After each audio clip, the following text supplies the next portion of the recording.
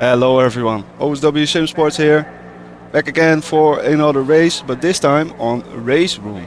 And I don't know where I am qualified, but it seems like I'm starting in first, or at least somewhere in front. We are at the Hungaroring in the TCR cars. I am in the Honda. Let's see if Race Room is any fun. And so here we are for the race start. I have no idea what I'm doing, so I'm having way too much revs here as the lights are slowly coming on. Let's go, let's go, let's go. And damn, it's taking a while, but here we go, here we go. Boom, boom, there we go. And I have way too much wheel spin. Way too much wheel spin. Yep, like I said. Okay. But this was of course my first race. I have no idea what's alongside me here. I don't think anything. And I thought I was completely clear for T1. I brake a little bit early, but bam. Whoa! Oh, thank you.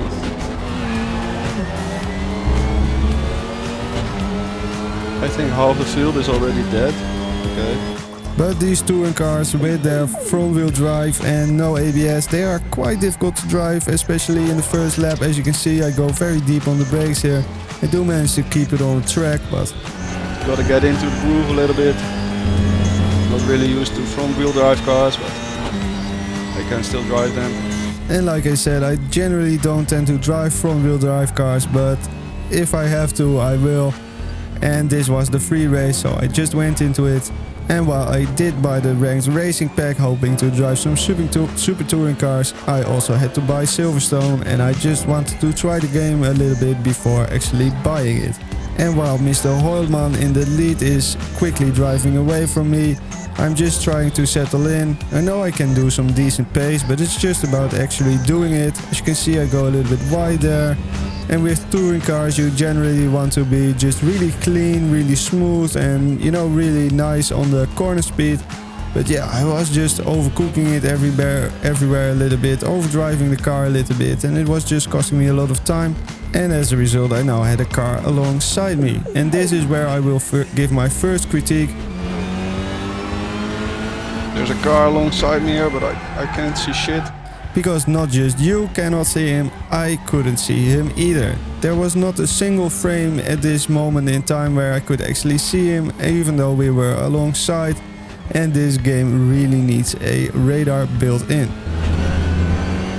Okay, let's actually start driving some decent pace here. The stupid ideal lines are distracting me a bit there, but... And yeah, also some of the default settings for going online racing are a little bit weird. I thought like, why is this on in a race? That's so strange. This is not a hot lapping session. But oh well, we have to deal with it, and yeah, let's keep our head down and let's go.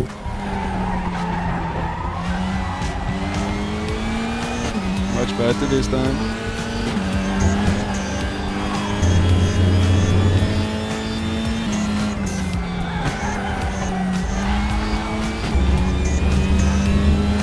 And I go a bit deep again. This gives me an off-track warning. I have to lift or yield for this in order to make it go away. This allows P3 to come alongside me here, and yeah, we are just fighting side by side here. As I have to lift, I'm just giving him the position essentially. And there finally he comes into screen, McFarlane, as I now slot back in P3. As I'm really struggling to get nice traction with these front wheel drive cars. The torque steer in this car particular is absolutely insane, and it is really difficult to actually manage it if you are used to rear wheel drive cars, and especially GT cars where you rotate quite a lot on the throttle. But in these cars it's the opposite. And as I am chasing down Mr. McFarlane ahead, let's actually talk a little bit about the game itself. Smoke from the car. Let's see if we can keep up with this guy. Now, Race Room has been investing a lot of time and effort into improving their online ranked multiplayer experience. I think the biggest quality of the game is just in the driving, the visuals and the sound of the game. Honestly, the online multiplayer experience is still quite rough around the edges, especially getting set up as a newcomer or as a novice. I can imagine it to be quite difficult. Then actually getting into a lobby is very simple, but The way the practice sessions and the qualifying sessions work, etc. are generally quite confusing. I didn't know where I was starting for this race up until the start of the race, which in my opinion is kind of crazy. And also just the presentation and, onboarding of the game. The UI is really dated in my opinion. I don't like using it. It's very cumbersome, it's very slow to actually navigate to the menus you want to. And I did play this game quite a lot in the past, and even now there are sometimes situations where you have to kind of restart the UI or at least refresh the UI, because otherwise it just doesn't work at all. Why is this car smoking so much? And as the Golf in front is smoking away, I think in the overall user experience before you get into a race is where you can see mostly that this is a pretty old game at this point. But honestly, if you can get into a nice lobby, if you can get the game set up in the way you actually like it, online racing like this, the way the cars feel, the way the game looks, the way everything sounds and stuff, it's, in my opinion, very much comparable to iRacing, Le Mans Ultimate and ACC. Oh, getting punted a bit I'm off track.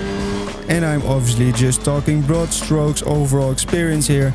But yeah, I think those 4 games are pretty much comparable once you are actually in the car. Now, I had personally already written off Race Room as a pretty much dead game. But with all the love and attention it has been getting lately, with both the visual update and the ranked racing update, this makes me very happy, and from what I've seen from the player numbers, there's actually a very good chance that Race Room will have a nice future ahead. Luckily I'm also really slow there. So. And honestly, the more competition there is to rival iRacing, ACC and Le Mans Ultimate, the better it is for us as consumers, as we are the ones that actually get to pick with our wallets and just buy the stuff that we actually like. And where ACC famously only focuses on GT3 cars, Le Mans Ultimate only focuses on WEC, and iRacing has a very logical North American bias. It is really refreshing to see a game like this where you can jump into the race on Hungaroring with some TCR cars. It's just super fun. And honestly, similar to most of the other games, the main point of critique I have is that they really have to focus on their first player experience. Or rather, the first experience for a new player.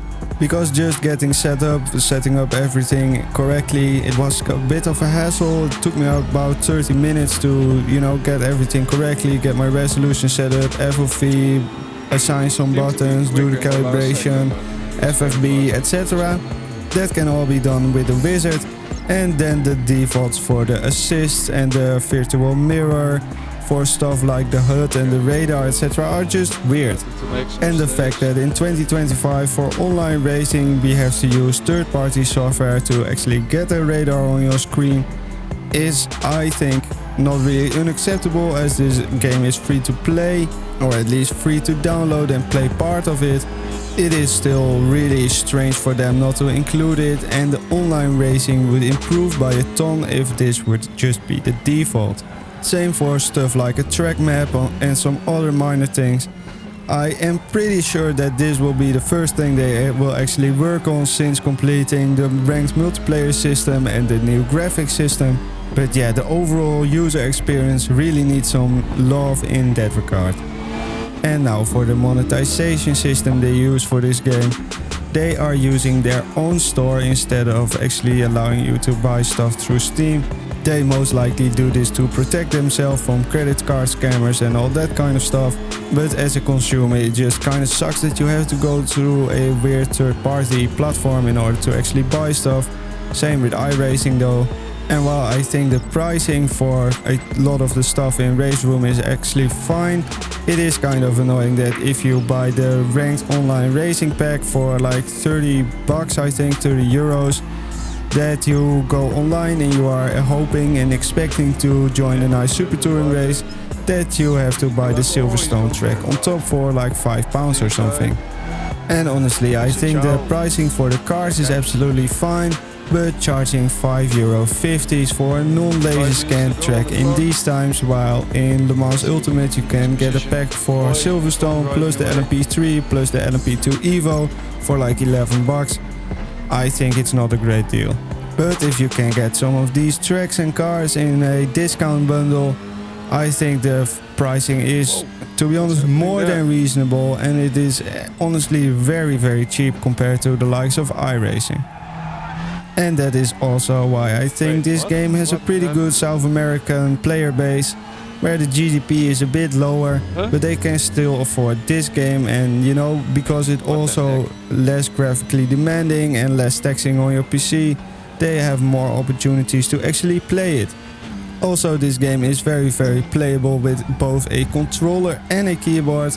I think you can even play it with a mouse, but for controller they offer you quite a lot of settings and stuff to actually set it up the way you like, and with speed sensitive steering and stuff. And I have done that for 200 hours when I didn't have my rig.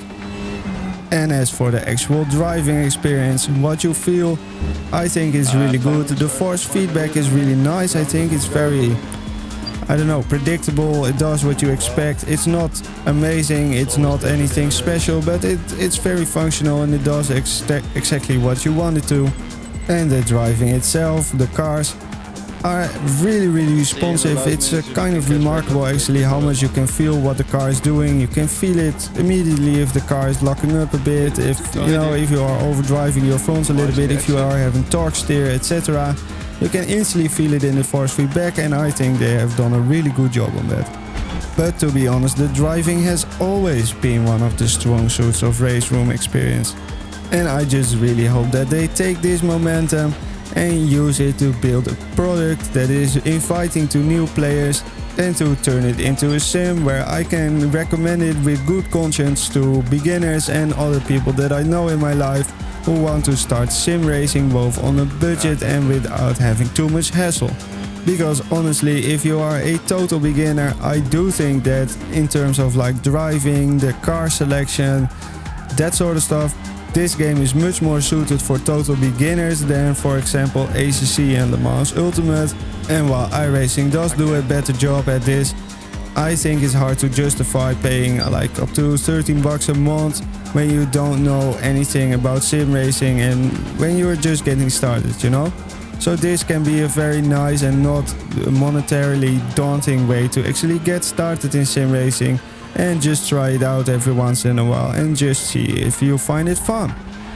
And now for me personally, I don't know why, I cannot really put my finger on it. I love the Hungaroring, but I really wasn't enjoying this race all that much. I was in second position, you know, fighting for it even.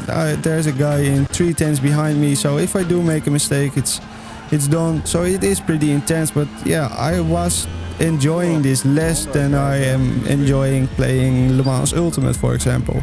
And I think a very big part of that is not being able to see my opponent. Like, he is half a second behind and I have no idea what he is. I have no idea what he's doing, and it's just so frustrating.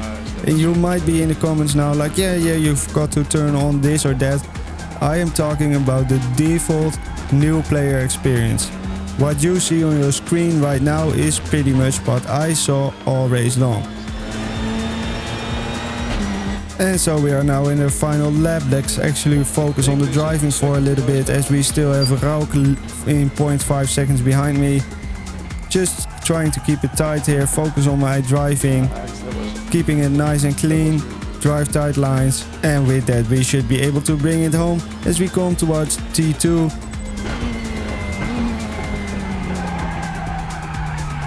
As I go a bit deep, but that does give me a very nice V-corner exit. And again after. And now uphill for this very weird left-hander. It's a blind left-hander. Hard on the brakes, chuck it into the left-hand side. Early on the power again. And here for the right-hander. Brake extremely late and just brake on the engine braking for the most part. Early on the throttle again, as we can use all of the runoff here. Into the slowest part of the track, or at least one of the slowest parts of the tracks, and back down into second over the curbs. Line the car up on the right hand side for this left-hander here. blip on the brake, on the throttle again. Try not to screw up your entry for this corner. Obviously I did so. I went a little bit deep as I slid a little bit too much. Now again here to the right, this is full speed. We brake quite hard here, 1 downshift, 2 downshifts, and early on the throttle again towards the right hander. One of the tightest corners on the track and also the last section of this track. To the right, this corner is mostly a blind apex, but it is pretty easy because the braking marker is really nice and easy to find. Here we trail into the corner, get it stopped, rotate the car early on the throttle again towards the last corner. Exactly the same, but just the other way around. For a quali lap you want to drive a bit more freestyle, but for the race pace you just wanted to keep it tight. Towards the line in second place. Okay, not bad. My first ever race, again back on race room, now with the competitive rank system. Second place, I'll take it. To be honest, I really wasn't expecting it to be at the front. So let's see how we did and if we get any ranking or anything. How this stuff works. Wait, that was it? And yeah, no race result thingy, no ranking update. Just nothing. They just throw you back in the lobby. I found it so weird. Anyhow, I hope you guys enjoyed this video. If you did, you know what to do. I've been OSW-Sim-Sports and I hope to see you all in the next one. Ciao!